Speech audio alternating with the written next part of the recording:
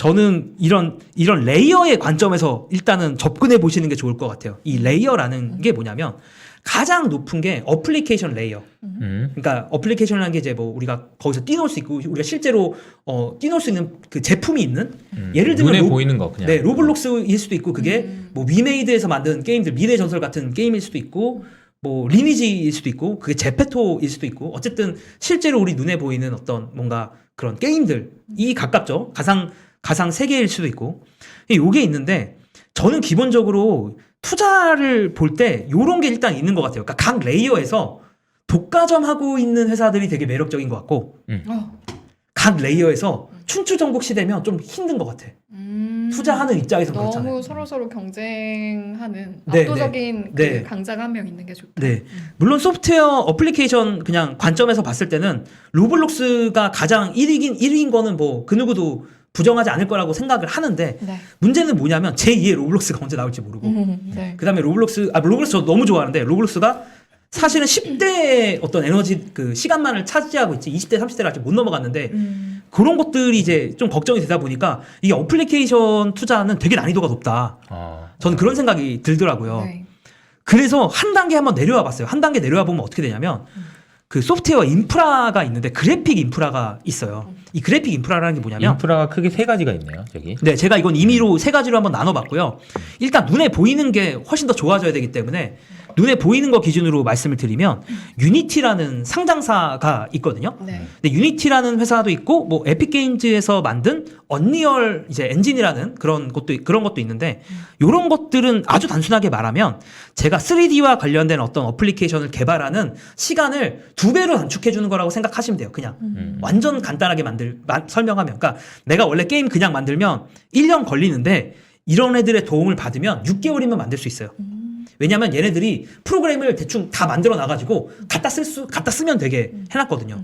그래서 그런 것들이 이제 그 인프라인 거잖아요. 예를 들면 제가 A에서 B까지 이동을 빨리 해줄 수 있게 하는 게 도로라는 인프라가 있듯이 제가 만들고 싶은 개발물, 게임을 빨리 만들 수 있게 해주는 게 유니티나 언리얼이에요. 네. 그래서 여기가 진짜 매력적인 이유 중에 하나는 뭐냐면 회사가 거의 이 두 개밖에 없어요.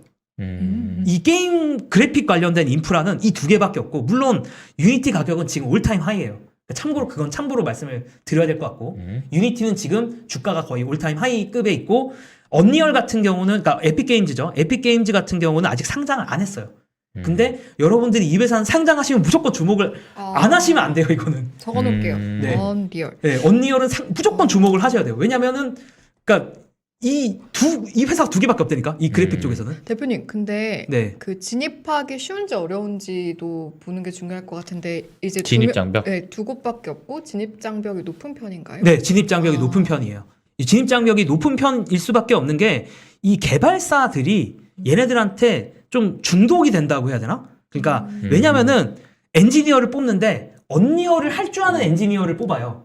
언리얼 엔진에서 이제 좀 개발 좀 해본 사람들을 뽑기 때문에 네. 이게 물론 정말 갑자기 어떤 회사가 나타나서 막 새롭게 우리 너무 좋은 뭐 게임 엔진 있어요 갖다 쓰세요라고 해도 지금의 현재의 게임 개발자들은 유니티나 언리얼 환경에서 게임을 개발하는 거에 훨씬 익숙하다는 거죠. 그러니까 대부분의 게임들이 다 이 두 엔진에 기반해서 게임이 나오고 있어요. 지금 대부분의 게임들이. 네네. 그래서 그런 관점에서 저는 좀 진입 장벽이 높다. 진입 장벽이 높기 때문에 또 다른 회사가 없기도 한 거예요. 그래서 그런 관점에서 좀 인프라 회사들은 눈여겨보시면 좋다라는 생각을 가지고 있고요. 뭐 클라우드 회사들도 마찬가지긴 한데 클라우드가 조금 애매한 거는 이 회사들은 사실 다른 것도 너무 많이 해. 그래서 클라우드 이쪽이 너무 잘 돼도 그러니까 이 회사들의 밸류에는 또 큰 영향을 안 줄 수도 있고 이미 많이 반영이 돼 있고 반영도 돼 있고요. 네. 그런 부분들이 있고요. 그다음에 또 인프라에서는 또 그 블록체인도 인프라일 수가 있는 게 경제 시스템의 인프라라고 보시면 돼요. 그렇지. 거기 왜냐면은 안에서 거래가 돼야 되니까. 이제 메타버스가 일반 실물 세상보다 우리가 더 오랫동안 지내는 곳이 되면 거기서는 경제적인 일이 안 일어날 수가 없어요. 그렇겠죠? 그러면은 경제적인 일이 일어나고 거기서 어떤 경제적인 뭔가가 돌아가려면 물론 그 어떤 앱 하나에서 돌아가는 건 상관이 없어. 앱 하나에서만 돌아가는 거는 사실은 그냥 뭐 앱 하나에서만 돌아가는 건데 내가 A라는 앱에서 B라는 앱으로 가기 위해서는 사실은 블록체인의 도움이 필요하다고 저는 좀 봐요. 그래서 그러니까 제가 계속 아까 레디 플레이어 1의 세계는 아닐 것 같다라고 말씀을 드리는 게 어떤 슈퍼앱이 점령하는 세상은 아니고 여러 가지 서비스들이 점령한다면 그 서비스와 서비스를 연결시켜야 되는데 그 경제 시스템을 연결하기 위해서는 그런 관점에서 저는 비트코인이나 이더리움이나 이런 회사 이런 그 코인을 봐야 된다는 말씀을 드리는 거예요. 그런 관점에서. 네. 그래서 물론 제가 언급 못한 수많은 것들이 있는데 이건 뭐 지면 관계상 제가 언급은 못했지만 네.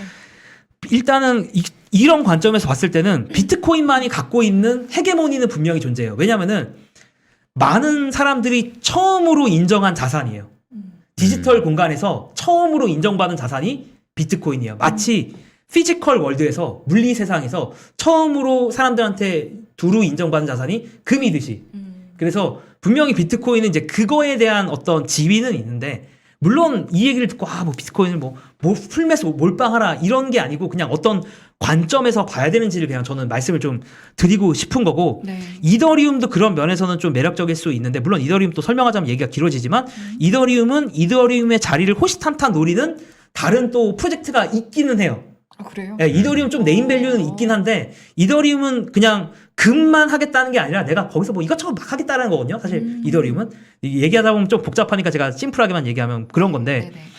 근데 이제 이더리움의 자리를 호시탐탐 노리는 프로젝트가 있다라는 게 그러니까 독점적인 지위는 사실 비트코인 뿐이긴 한데 네. 그렇다고 해서 뭐 비트코인 가즈아 이거는 아니니까 오해를 하시면 안 되고 네. 다만 이더리움 같은 경우도 어느 정도 브랜드가 쌓여있고 뭐 좋은 프로젝트인 건 맞는데 이제 이더리움의 지위를 노리는 곳들도 있고 또 그런 관점에서는 저는 코인베이스도 괜찮다고 보는 게 코인베이스라는 회사는 최초로 상장사라고 보시면 되거든요. 네. 블록체인을 주로 하는 상장사인데 여기가 갖고 있는 혜자는 사람들이 그냥 가장 믿을 만한 내가 암호화폐에 관련된 거 할 거면 여기가 가장 믿을 만하다는 어떤 그 인식을 처음으로 심어준 곳인 것 같아요. 네. 그래서 코인베이스를 좀 약간 긍정적으로 볼 수밖에 없는 그런 부분들은 좀 있는 것 같고요.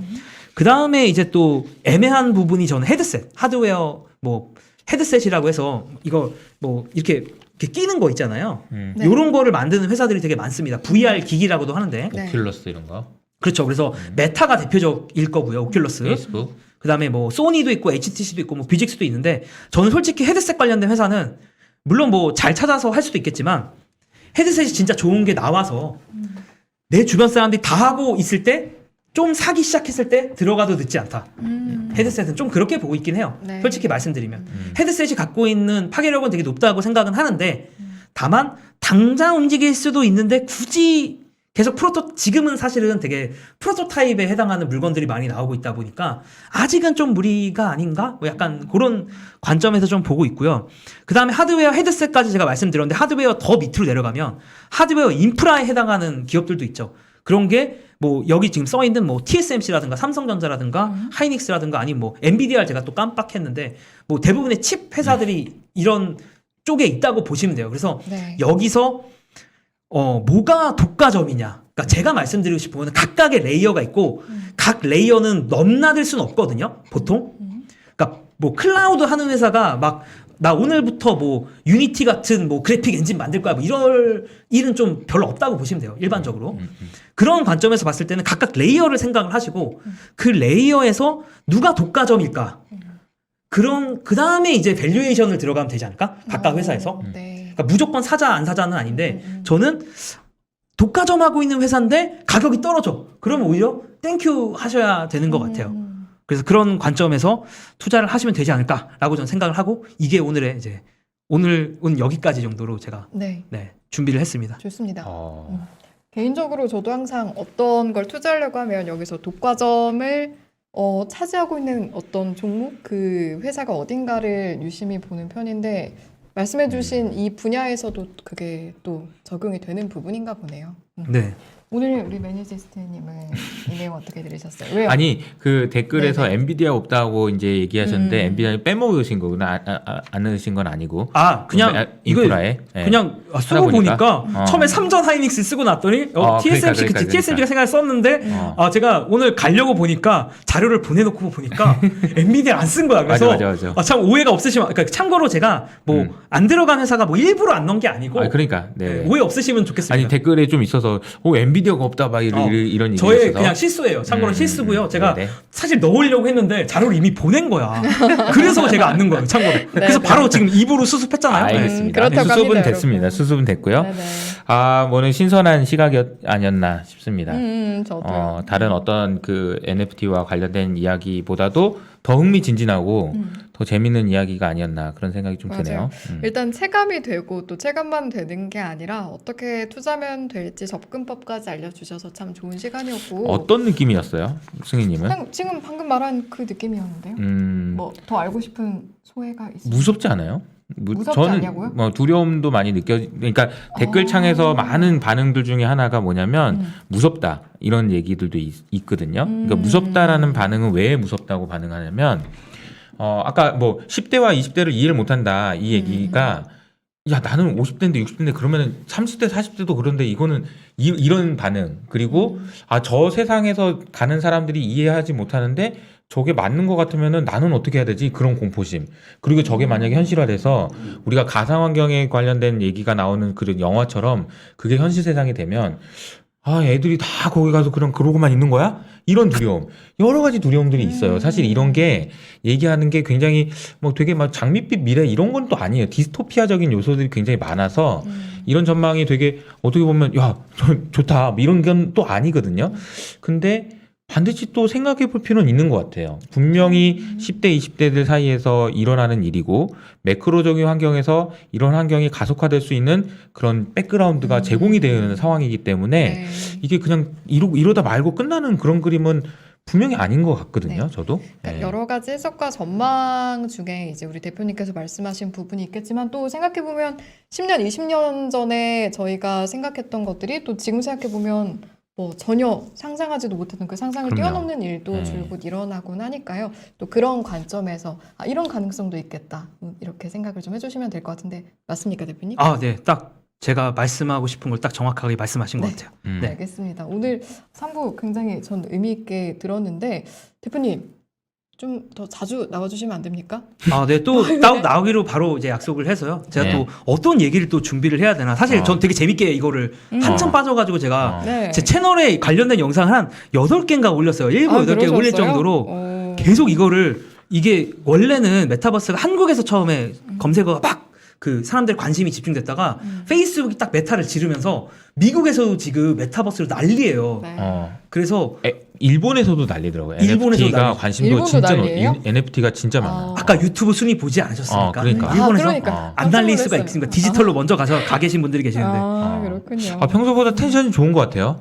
그렇지. 재밌어가지고 제가 이거 되게 준비하면서 저 되게 재밌어요. 그러니까. 저도 들으면서 재밌었어요. 계속 재밌고 또 바뀌고 그 사이에 자료도 계속 좀 업데이트가 됐고 그러니까. 채널에서 제가 얘기 안 한 것들도 업데이트도 많이 됐고 네. 제가 또 아까도 말씀해 주셨지만 이 뒤처질까봐 제가 자료 조사하면서 거꾸로 되게 나 진짜 큰일 났다 그런 마음으로 사실 진짜 저도 했어요. 정말요? 이번에 공부를 하면서도 와. 그렇고 정말 네. 약간 무섭기도 하고 재밌기도 하고 막 그런 되게 복합적인 감정들이 동시에 또 말씀을 드려야겠다. 이게 이런 그러니까. 관점도 말씀을 드려야겠다. 이게 지난번에도 우리 테슬라 얘기할 때도 똑같은 얘기했던 게 테슬라의 AI 데이를 카이트 콩고과 나온 단테님도 절 이해를 못할 정도다. 네네. 근데 이런 흐름도 사실은 그 비트코인 업계에 계신 분들도 최근에 나온 NFT를 따라가려고 되게 힘들어하신다는 얘기를 저도 들었거든요. 그래요? 그러니까 그만큼 지금 변화의 속도가 굉장히 빠른 건 맞는 것 같아요. 굉장히 빠른 건 맞는 것 같아요. 네. 그 속도에 조금이라도 따라갈 수 있도록 대표님이 좀 도와주시고요. 우리 매니저 약간 좀 이렇게 도와주시고. 이렇게 네. 빛이라도 이렇게 비춰주면서 헤드라이트라도 알려주세요. 따라가야 되니까 길이라도 그렇게 해야 되지 않을까 그런 생각이 좀 드네요. 다음에 뵐 때 그 불빛 조금 더 아, 저희한테 네네. 제공해 주시기를 기대를 하면서 오늘 3부는 그럼 여기서 인사드리도록 할게요.